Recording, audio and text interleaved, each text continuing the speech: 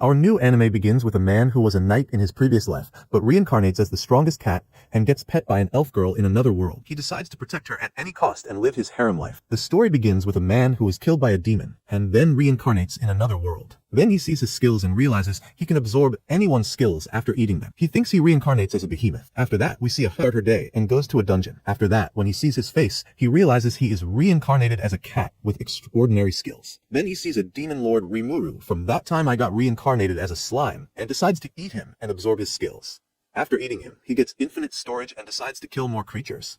He attacks a wyvern, kills it, and eats it. After that, he sees an anaconda that is bigger than mine, kills it, and eats it. Then we see Arya-chan riding on a boat, and a sailor is enjoying the view from the top. She reaches near a dungeon and shows her gold card, but the soldier is dreaming of looking at her pink card. On the other side, after killing the anaconda, the cat sees a treasure chest and gets excited because, in his previous life, he didn't find any. He opens the treasure chest and finds a transport crystal that teleports him to a dragon. The dragon, a menacing creature, sentences him to death and launches an attack.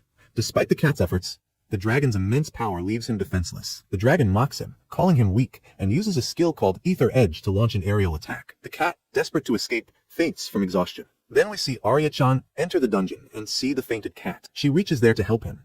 The cat wakes up and feels strange about where he is, and thinks he should have died in the dungeon. A lady moves closer to the cat and is happy he woke up. The cat wonders who the lady is and if he is in heaven. The lady introduces herself as Arya-chan.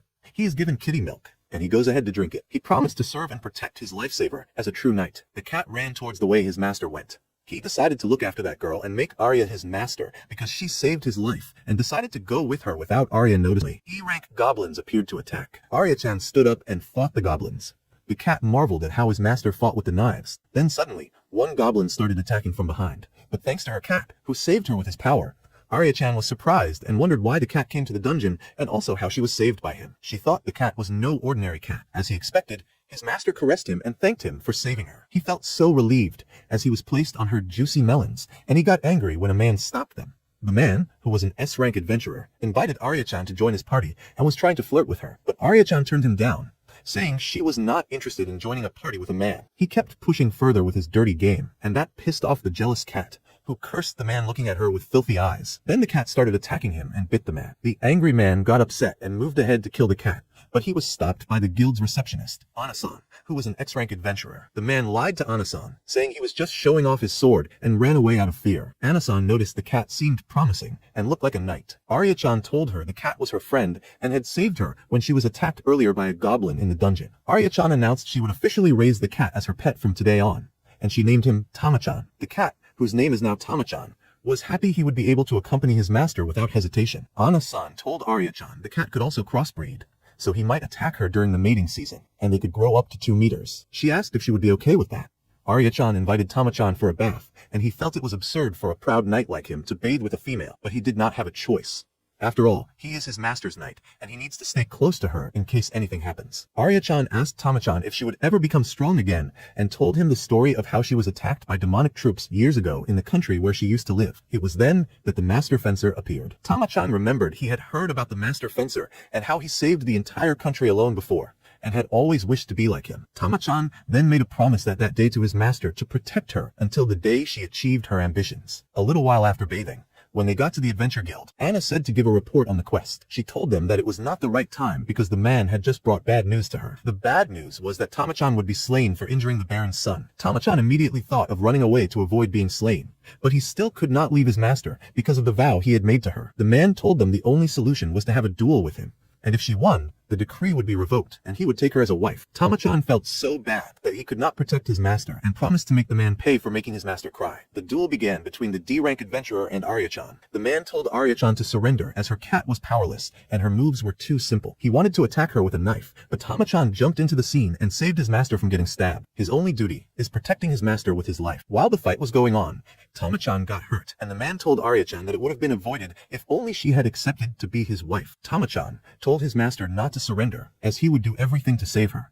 He would have to use a non-magical skill, but he would be found out if he did that. All of a sudden, Tama-chan used one of his skills, Iron Shield, and the man suddenly went flying and landed on the floor. Arya-chan was confused if it was Tama-chan that did that, and in the end, she was able to defeat the man. Arya-chan was declared the winner, and she thanked Tama-chan for saving her. On the other hand, she scolded him and warned him not to do something dangerous like that next time. Ana-san told Arya-chan that the skill Tama-chan used at the end was so strong that he thought he was a monster, but he thought he had come across an elemental cat with racial skills that understand human language and emotion. After that, they went to their home and slept together. The cat was happy because now he had a chance to touch her juicy melons, and that's where episode 1 ends. Let me know if you need further adjustments.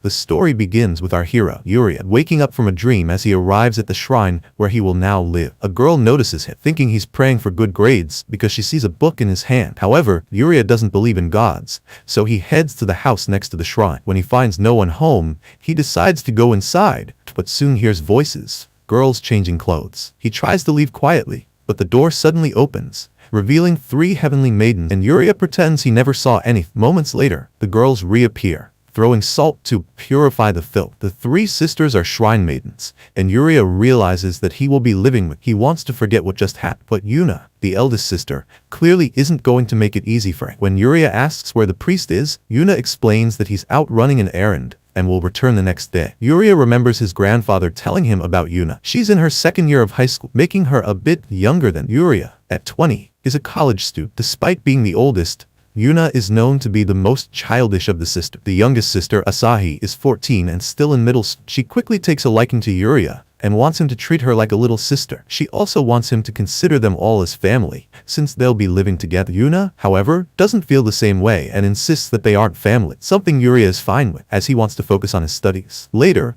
Yuna shows Yuria his room, which she had cleaned herself. While searching for something in a pile of items, the stack falls, and Yuria tries to save her. The other 2 sisters rush in upon hearing the noise, only to see Yuria crushed under a mess of racks. While Yuria doesn't particularly enjoy the experience, Asahi uses this as an excuse to get closer to him. She starts going through his belongings, jokingly trying to find anything incriminating. Yuria ends up accidentally falling on her just as Yuna walks in, making the situation look very compromising once again. Afterward, needing some fresh air, Yuria goes out. He notices a light on in another room and finds Yuna asleep on the floor, having fallen asleep while working on talisman. Yuria tries to cover her with a blanket, but she wakes up. Yet again, the other 2 sisters appear, misinterpreting the situation. After everything is cleared up, Yuna asks why she is working on talismans when they don't get paid, but Yuna explains that it's part of their duty as shrine maidens to connect people to the anime begins in the royal capital of Paluma, a world where demi-humans are slaves and the treatment of demi-humans is harsh.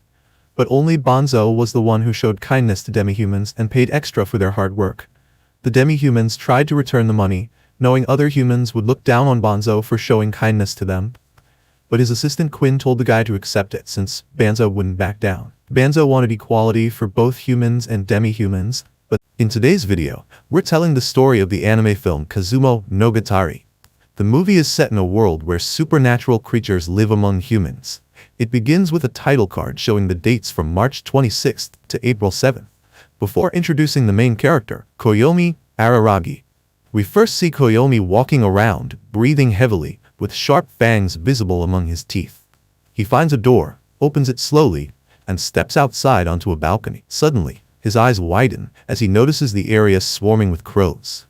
He descends a staircase, watching the crows, which seem to stare back at him. As he continues walking, the clouds part and the sun shines bright. The sunlight hits Koyomi, and his entire body bursts into flames. He runs around, screaming, frightening the crows away before he falls off the building. We flash back to March 25th, where Koyomi is walking down the street. He stops when a girl appears